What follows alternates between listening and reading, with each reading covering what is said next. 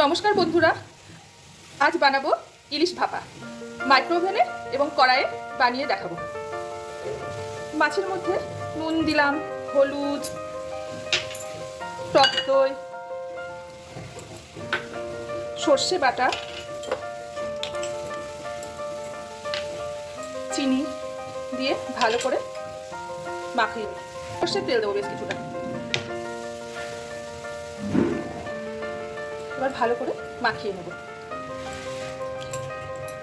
মাখিয়ে নেওয়া হয়ে গেছে, তারপর কিছুটা লঙ্কা দিয়ে দিলাম।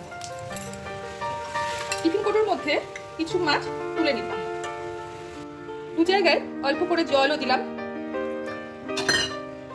টিফিন কৌটোর ঢাকাটা লাগিয়ে দিলাম। কড়াইয়ের জল গরম হয়ে গেছে, এবার এর মধ্যে টিফিন কৌটোটা দিয়ে দিলাম, দিয়ে ঢেকে দিলাম। এভাবে 10 মিনিট করতে হবে। মাইক্রোওভেনেও 10 মিনিট এটা করতে হবে। প্রথমে 5 মিনিটের জন্য দিলাম। মাছটা মাইক্রোওভেন থেকে বার করে নিয়ে উল্টে দিচ্ছি, দিয়ে আবার 5 মিনিটের জন্য এটাকে রান্না করব। এভাবে 10 মিনিট মাইক্রোওভেনে রান্না করলেই তৈরি হয়ে যাবে ইলিশ ভাপা।